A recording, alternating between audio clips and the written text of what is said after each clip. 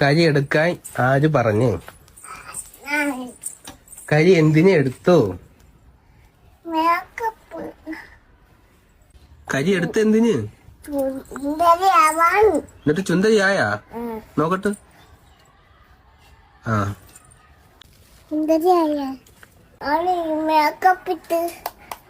Makeup കൊള്ളാം.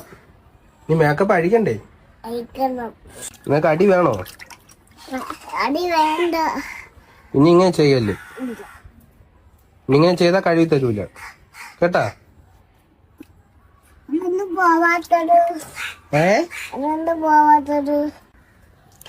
ഇനി കരി എടുക്കൂ? അതെന്താ എടുക്കാത്തത്? അപ്പൊ കരി എടുത്ത അടി കിട്ടുമെന്ന് അറിയാമോ? എന്നിട്ട് എന്തിനു കരി എടുത്തത്? ഇനി വാ.